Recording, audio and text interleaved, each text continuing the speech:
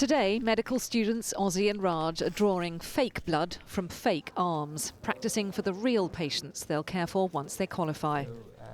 Now I'm just going to cover it with the gauze and then remove the needle. Throughout its history, the health service has never trained enough doctors, instead relying on the quick fix of recruiting abroad whenever a shortage looms. But today, the Health Secretary announced he's going to make England self-sufficient in homegrown doctors. A quarter of our doctors come from overseas. They do a fantastic job, and frankly, the NHS would fall over without them. When it comes to those that are EU nationals, we've been clear we want them to be able to stay post-Brexit. But looking forward, is it right to carry on importing doctors from poorer countries that need them, whilst we turn away bright home graduates desperate to study medicine? The Department of Health funds 6,000 medical school places a year. From 2018, that will now rise to 7,500. These extra doctors will start qualifying from 2024, and they'll have to work in the NHS for 4 years or risk paying back the £200,000 it costs to train them.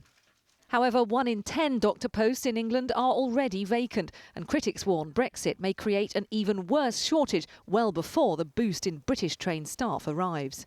The timetables and the numbers don't match up because the numbers of extra places that have been announced today at 1,500 a year couldn't possibly fill the hole if all overseas doctors decided to leave or indeed were required to leave.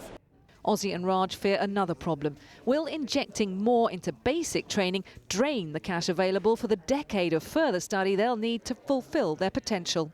I'm quite concerned that I might get stuck in a bit of a dead-end job where I'm working, but I'm not actually progressing my career and I'm not improving my ability to practice. I'm not training. Would it just be a case of we'll make sure lots of people become doctors but then have nowhere to go from there? I think for patient-centred care, we want doctors who are in the places that they want to choose for the right reasons. The government has conceded we do need to train more doctors, and that has been broadly welcomed. But in the short term, the NHS will still need to recruit doctors from overseas, and the government's Brexit plans cannot jeopardise that vital supply. Catherine Jones, 5 News.